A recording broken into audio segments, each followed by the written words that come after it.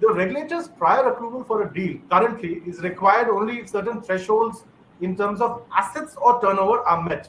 And these are assets and turnover relating to the parties involved in the deal. But now, deal value is also going to play a key role going ahead. So, according to the amendments, under the new regime, mergers and acquisitions, which are referred to, of course, as combinations under the competition law, have to be notified to the CCI if A, the value of the transaction exceeds 2,000 crore rupees, and B, if the enterprise which is being acquired, merged, or amalgamated has a substantial business operation in India. Now, of course, the clear-cut, obvious takeaway would be that this could potentially lead to many other deals coming under the ambit of the CCI. Basically, the CCI's regulatory blanket gets spread wider. But what I want to know is, do you think the key regulatory intent is to sort of tap killer acquisitions? And these are, of course, acquisitions wherein you have these large, big enterprises that gobble up tinier, smaller enterprises which are more innovative, allegedly to kill competition. Vaibhav, your take on this big change that has been ushered in? Thank you, Ashwin. I think the whole discussion around the need of this deal value threshold started sometime back in 2014 when Facebook acquired WhatsApp. And that was the eye-opener for most of the competition regulators across the world, including India, because they realized that, we can't review such kind of deals because probably the target in question, which is WhatsApp here, has no asset value or turnover in my jurisdiction. But at the same time, the deal can change the market dynamics. Now, if we talk about India, unlike the European Commission, CCI do not have the residuary power to investigate any deal which is falling below a particular threshold requirement. Now, to address that particular issue in the tech sector and also in the infrastructure space, the government has proposed an additional threshold requirement, which is the deal value requirement. Right. Anisha, what do you make of this threshold that has now been included?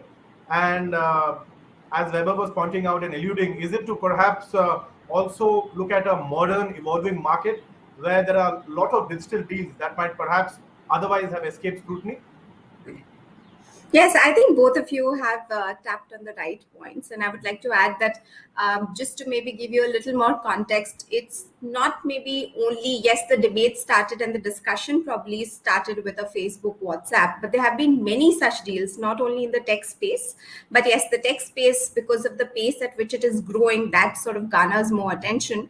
But there are many more deals, say, in the infrastructure space or the biosciences, life sciences space, where there are a number of acquisitions that happened at a seed stage because they want to, acquire an innovative molecule or acquire certain plants which could lead to market consolidation, etc. So I think the short story is that there was a perceived enforcement gap. There were a number of transactions that were falling through the cracks, and that is why a new metric, which is designed as a deal value threshold, has been sort of developed now, with the hope that many such transactions where there is a perceived competitive harm on the market can also be now reviewed and scrutinized by the CCI under the sort of ex-ante rules, which we call merger control popularly.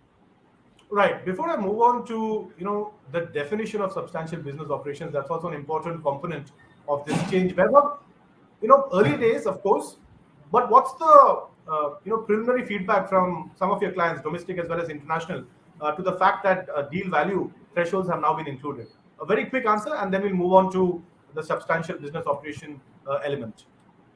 So I think most of the clients are looking at this development very closely, and I think they always see this coming because, this discussion was in place even in India for the last 3 to 4 years when the original competition amendment bill of 2020 was tabled.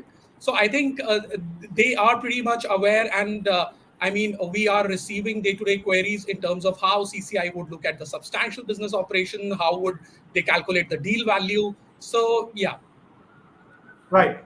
Anisha, now, the very important phrase, which is substantial business operations in India, according to the Competition Amendment Bill 2023, the CCI needs to come out with regulations to clarify the nature of this. what constitutes this? That is not yet out there. So we are awaiting that. Also, of course, this reminds me of the controversial Vodafone tax case. Right. And many of you who are familiar with it, the Indian nexus element is also a part of the Indian tax law when it comes to indirect transfer of assets. So, Anisha, can the criteria in this case, which has been adopted, say, in certain overseas jurisdictions like Germany and Austria, be safely adopted by the CCI to suit the Indian environment in terms of what do you exactly Right. mean by substantial business operation? Right. So let me again give you a little bit of context. See, significant business operations, this expression is the fulcrum and the real test, which will decide the number of transactions that will get notified. Because the common industry perception is that the deal size of 2,000 crore INR is probably a little too less and too low, and a number of transactions which are probably non-problematic is going to get caught with this introduction of this new threshold. So definition and what constitutes the substantial business operations has to be something that is very thoughtfully defined. On your next question on whether we can simply copy paste or clone the criteria which has been set out in Austria and Germany, I think that's an answer which can be given in a yes and a no. Obviously, the market realities in India are very different from Austria and Germany, which are much more developed nations. And also, we need to be mindful that those are nations which are operating within the larger European Union.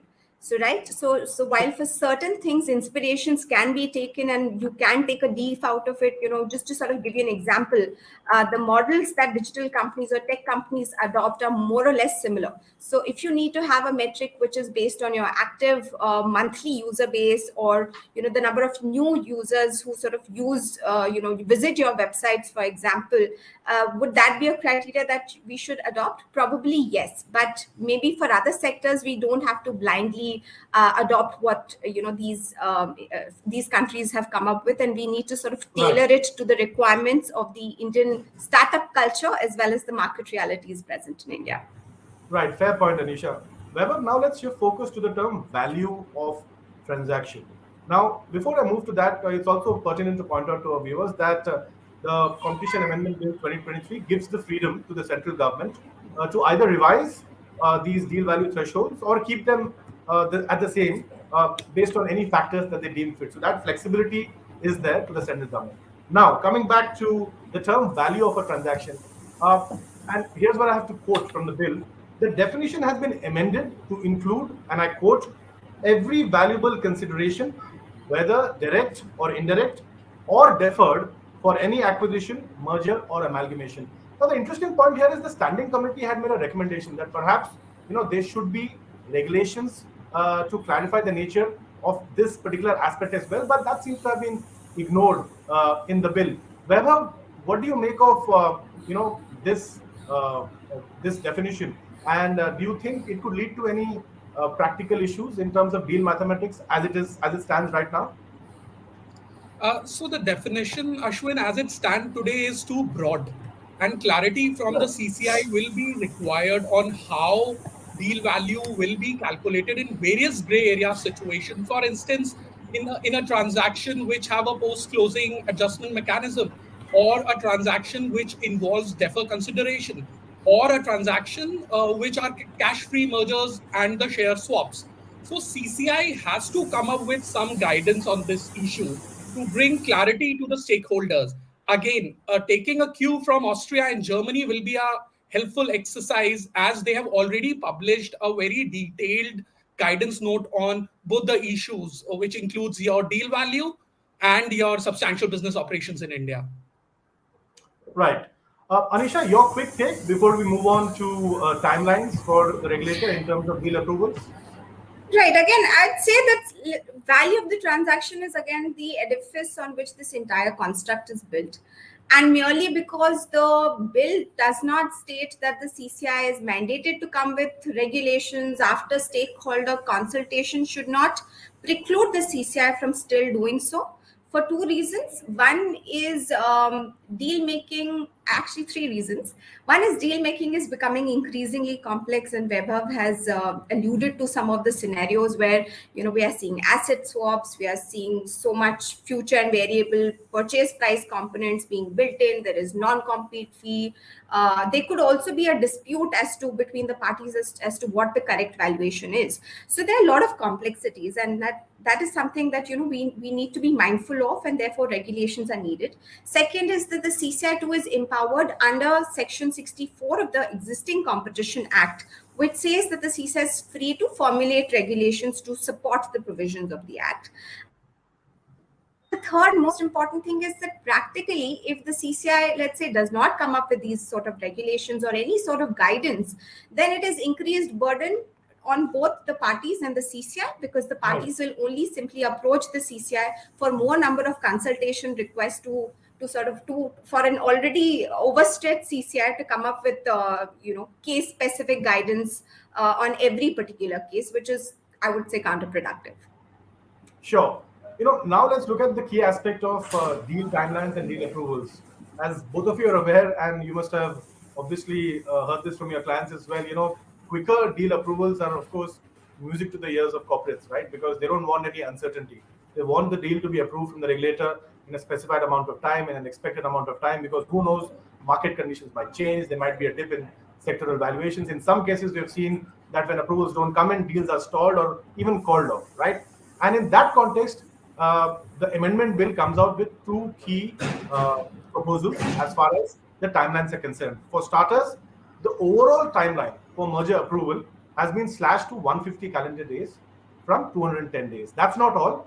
The CCI also now has to form a prima facie opinion within 30 days, or else the combination is deemed to have been approved. Vaibhav, what do you make of the impact of these amendments, and do you think it's likely to put undue pressure on the institutional resources of the regulator? See, Ashwin, I think that there was no actual need to tweak the timelines, to be honest. I mean, comparing to its peers, CCI has the best approval timeline with an average of approval timeline of 70 to 18 days, which is one of the best in the world.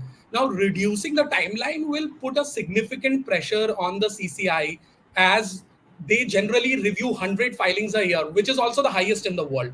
Now, this may lead to invalidation of the forms by the parties, by the CCI, if the parties have provided the incomplete information, because that will automatically restart the clock. It also raises a question how flexible the CCI will be in granting the extensions to file the response or to response to the defect letters, given that the approval period is also reduced to 150 calendar days. So there will be a lot of more pressure on the CCI as well as from the parties to collate and submit the information in a proper way. Anisha, what do you think are the triggers for these two changes in terms of timelines? What's prompted the government to move in this direction? I think the underlying objective is to be seen as a jurisdiction which is investment friendly, and for the CCI to not be seen as a naysayer, which it is not, and statistics clearly reveal that. And for the CCI to be seen as a facilitator of M&A in the sort of market, and not being seen as somebody who's sitting on a filing, asking unnecessary questions and extending deal timing. But this sort of ties in with what Vaibhav said. It was never a regulator which was a blocker. When you look at deals where multiple approvals from multiple different Indian regulators is required, the CCI is the first one to come. And the clients actually tell us that, look, we are not worried about CCI. We are probably worried about, the insurance regulator or the RBI. So we were comfortable with you guys, but the others, it's like a rabbit hole. So, and this is, what we have heard. So it's not really understood what was the real need. But since you've specifically asked me, I think it just appears more appealing. And just to answer your second question that you had asked, how does it compare with other jurisdictions? I know the European Commission has a 20 working day timeline for a phase one. And that also translates to about 30 to 40 sort of calendar days. So if you have now from a 30 working day period to a 30 calendar day period, they just could be, like Vaibhav said, risk of invalidation, more request for informations to stop the clock. And like I said earlier, the CCI is already overstretched. So unless the capabilities are enhanced, there is more staffing. It may again be something that it may be completely lackluster. And sorry, last point, just to add on the outer timeline being shrunk to 150. Honestly, my personal belief is that because not a number of transactions go into phase 2, the industry may not feel any practical pinch as such, but there could always be exceptions, especially in the case of global M&A transactions, which may require some sort of coordination with antitrust agencies in other jurisdictions. Sure. One important amendment is also the definition of control. Now, whether that's been modified, that seems to be in line with recent merger control, decisions by the regulator. Now, for the benefit of our viewers, break this down for us. Help us understand what was the definition of control earlier, and how will you compare it to its new avatar under the Competition Amendment Bill 2023? Yeah, so Ashwin, if you ask me a single thing which is most controversial in the Indian merger control regime, it is the definition and interpretation of control. The Competition Act defines the control to mean controlling the affairs and management of the company. Now, in its initial days, the CCI has interpreted the control as an ability to exercise the decisive influence over the strategic commercials issues and the ability to cause a deadlock. Now, over the last 5 years, there has been a shift in how CCI looks at control, because now they follow the material influence standard, which itself is the lowest standard of control. Now, practically, if I have to give you an example, a private equity investor picking 2% stake in a company with a right to merely appoint an observer will require a notification to the CCI, because the right to appoint an observer is construed as a material influence from the CCI standpoint. In practice, the parties have been notifying the deal on this basis. The amendment actually just seek to codify this definition in the act. Again, any guidance from the CCI on this will be of a great help for the stakeholders. Vaibhav, we've spoken about some of the key merger control provision amendments, but let's also look at if the government has perhaps missed out on anything. Any misses? Any aspects which you, as a practitioner, was hoping would be included in the new avatar, which perhaps has found resonance in overseas jurisdictions? So, from the merger control standpoint, I think the government has covered most of the amendments that was required to the act. There are few misses in terms of the enforcement activity, and those are some of the misses which actually could have been filled by the government, because for these also the Standing Committee of Parliament has recommended the government to include, for example, cartels under the commitment and settlement regime. Right. Anisha, quick take on what you think are any misses, if at all, in your opinion, in this bill?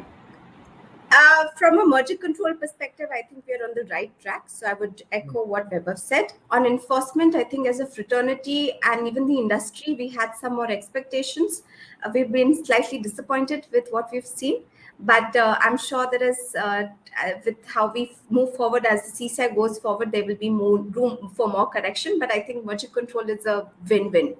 And I think if I can, I would say that there's been actually a positive introduction where you have a derogation mechanism for standstill obligations in relation to market purchases, which has been a recurring concern. Where if you have a market purchase which is sort of followed by another transaction, you cannot consummate that market purchase before CCI approval. So that has resulted in a lot of gun jumping penalties, but that is sought to be cured, because now the regulations very clearly says that you can do your market purchase, but come to me for approval as soon as possible.